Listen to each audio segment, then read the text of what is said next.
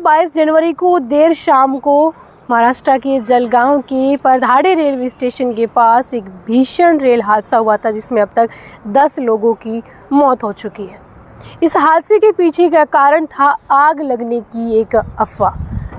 Pushpak express जो कि लखनऊ से मुंबई की ओर जा रही थी, जिसमें सबसे पहले स्लीपर कोच में एक चाय वाला था, उसने अफवाह फैलाई जोर जोर से चिल्ला करके कि आग लग गई। इसको दो विजय कुमार और उदल कुमार नाम के 2 यात्रियों ने इस आवाज़ को सुना। जैसे ही ये आवाज़ लोगों ने सुनी, यात्री जो कोच में बैठे थे, स्लीपर कोच में जो जनरल डिब्बे में बैठे थे, वो सब लोग डर गए थे। अफरा तफरी मच गई थी हर कोच में और लोग खुद को बचाने के लिए पुष्पक एक्सप्रेस से बाहर निकलने की कोशिश कर रहे थे। तो इस अफरा तफरी के बीच में किसी ने चेन पुलिंग भी कर दी थी। इसके बाद लोग जो है वो जैसे ही ट्रेन से बाहर कूदे, वो ट्रेन की दूसरी तरफ जो ट्रैक था, आधे लोग उस पर कूद गए और आधे लोग जो है वो ट्रैक की दूसरी तरफ कूदे। जैसे ही लोग ट्रैक पर कूदे, लोगों ने चिल्लाया भी कुछ लोगों ने कि आप उस पर मत कूदो क्योंकि सामने से एक ट्रेन आ रही है।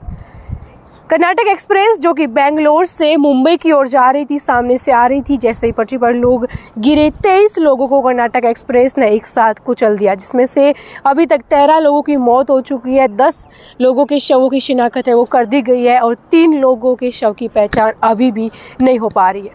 उन शवों की हालत इतनी गंभीर थी कि बता भी नहीं सकते। उसके बाद लोगों ने एक एक करके उन शवों को वहाँ से हटाया, कपड़ों के अंदर बांध करके उन शवों को लेकर के वहाँ जाया गया। उसमें कुछ यात्री है वो नेपाल के भी शामिल थे। सबसे पहले पता नहीं चला कि ये पूरा हादसा कैसे हुआ, क्योंकि सब कुछ अचानक हो गया था।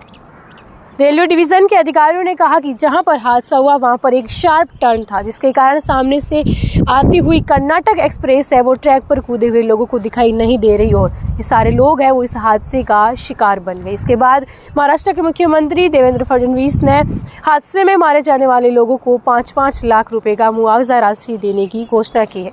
मैं आपको बता दें, रेल मंत्री अश्विनी वैष्णव ने इस हादसे में घायल होने वाले लोगों को 50-50 हज़ार रुपये की मुआवजा राशि और मामूली चोट वाले लोगों को 5-5 हज़ार रुपये की राशि प्रदान करने की घोषणा की है। हादसे में मारे जाने वाले लोगों को रेल मंत्री अश्विनी वैष्णव ने 1.5 लाख रुपये मुआवजे के रूप में देने का ऐलान किया है।